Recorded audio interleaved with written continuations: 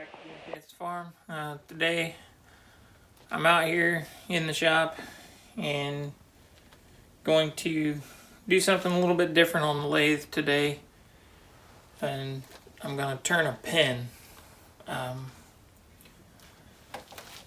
It's been a little over a year ago. My brother called me up and asked me to go to the local woodworking show with him at the state fairgrounds. So we didn't have anything going on that day. The weather was not the greatest, so I was like, okay, well, I'll go down there. I, at that time, had bought a table saw and started doing a little bit of woodworking to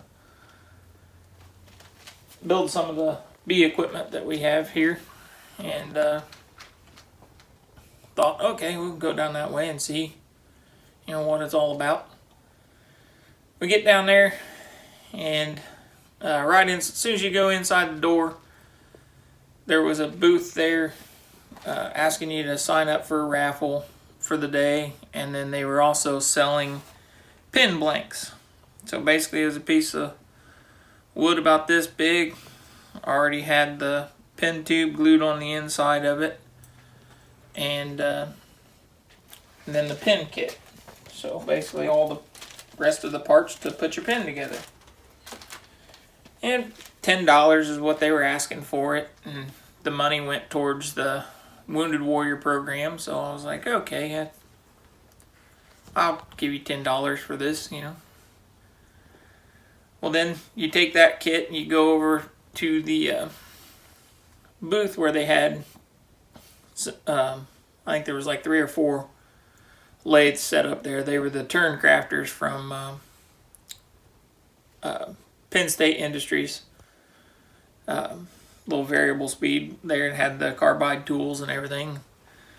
So basically you get over there and they had this set up similar to this. So this is a pen mandrel, and I bought the kind with the mandrel saver on it. So instead of having threads down here and a nut to lock this off and then put your point against the end of it, they say what happens is people bring the tailstock in too much, put too much pressure on the end of the mandrel, and it ends up warping the mandrel. Versus this one, it actually slides down into this piece and allows it to rotate inside there. So when you buy your pen kit, you get instructions with it, and it tells you how to stack this, and then you have to buy your bushing specific to that pen kit. So the one that we're going to be turning today is a breast cancer Hope pen kit. So it tells me to put the mandrel in there, 2 7mm bushings, then the bushings specific to the pen. So you slide them in there, slide your pen blank. So basically when you buy a pen blank, unless you already buy it assembled like I did that day, you buy a piece of wood. This one happens to be walnut, which is the same that's on there. So basically this is 5 inches long, about 3/4 of an inch by 3/4 of an inch. And then for this pen kit, it requires 2 inches and 11/16. And then it tells you to cut it just a little bit past that. So you cut it about 1/16 of an inch longer than that. You take it to the drill press. You drill a hole down through the center of it. And then it tells you what size that is, and that size matches up to your barrel. Then it recommends the CA thick glue. You put that on there, slide the tube down the inside of the hole there, and at least an hour dry time. This has been drying for 2 days, so just not that that's what I wanted it to happen, that just life got busy and I'm getting back to it now. So after you get that dry, then you go back with a barrel trimmer, which is a bit that will actually slide down through the barrel, and then it has like 4 cutting teeth and a bigger round cylinder above that, and it actually makes this circle and trims it down flush to the edge of that barrel. So basically you put that in there once you got that done, and your bushings will actually slide. If you noticed it, it's a stepped bushing. So this part of the bushing actually slides into the barrel like that. And what this bigger part of it is that's your guide, basically. That's the part that you're going to be matching up when you put the pin together. So you want to turn the wood flush to that. And actually the way I do it is I turn it just a little bit proud of being flush to that. That way when I'm sanding it, I can use the sandpaper to take the last little bit of it down. And it'll stay flush to the bushing that way. And then once you're done sanding it, you will put your finish on it. So today I'm going to sand it all the way down to 600, and then I'll finish it with Aussie oil. So we'll basically show you how this works. So I'm going to put the parts that I don't need right now back up. That way I don't get a bunch of sawdust all over them.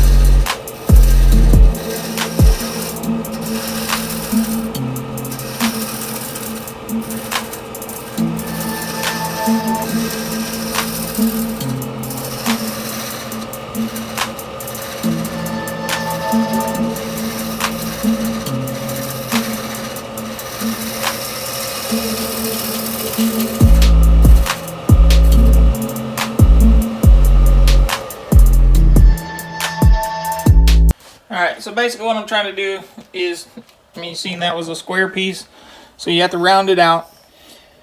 Some pin kits, the top and the bottom might be different bushings. This one is actually the same, and it's a single piece of wood that goes on the kit.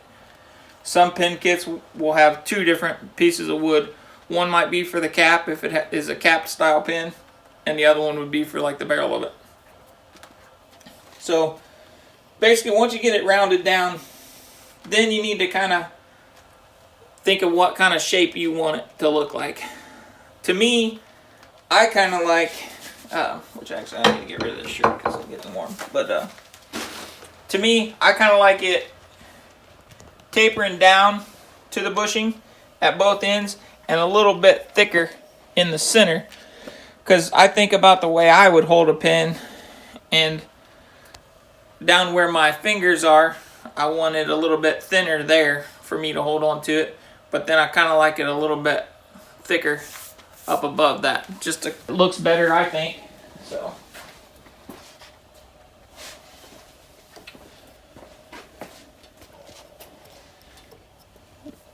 And you can see I'm taking real light cuts. I mean, you can see on the tool rest here, like kind of how fine the powder is.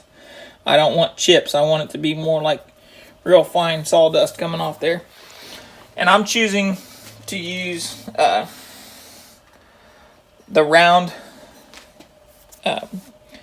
and it's a carbide tool.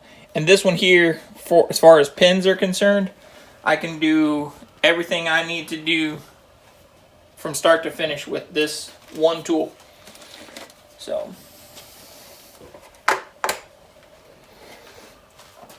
and as you can, we're just a little bit higher than what I want it to be on both ends.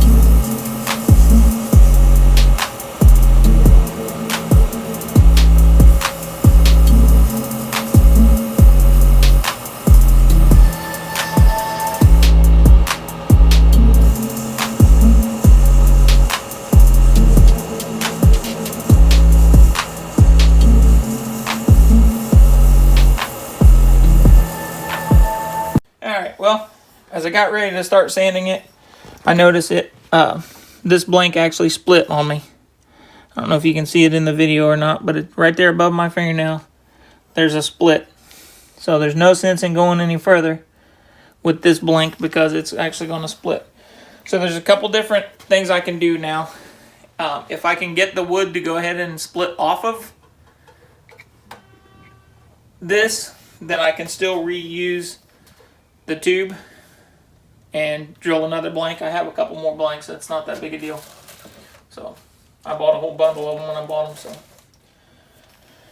So other than that, the only thing I had left to do was sand this and then put the finish on it. So I do have one pin that I did yesterday, so I'll end up adding the pictures of that pin as the finished product of this video. I'm going to go ahead and turn the lathe back on, see if I can't get the rest of this wood off of here. Then all I'll have to do is finish sanding this barrel and I can reuse it. And I'll start over, drill another pin blank, and have another tube to redo. So, alright, as you guys can see, I was able to use my parting tool and just be real careful about it, take light cuts, and I was able to salvage that pin barrel. So the only thing I have to do now is go ahead and cut another blank, drill the hole, glue this barrel back into a new blank, and I can go again. If I wasn't able to do this, you can actually buy replacement barrels. So just in case it was glued in there and I couldn't get it back out of there. So, because when you get a brand new one anyway, it kind of has a little bit of an oily finish on it. You have to scuff it up with sandpaper anyway before you put the glue on there. So with it being a little bit scuffed up right now, that'll just make it stick better on the next one. So I think part of my problem on this one is it moved in the vise while I was drilling it. I wasn't actually using a self-centering pin vise. I was just trying to use a 4-inch machinist vise, and it moved on me. So actually this end of the hole was centered, but this end was off to the edge real close, and I think that's what did it. I got too close to the edge over here. It didn't have enough wood, so. But we got it cleaned up, so we'll be able to show. But here's the...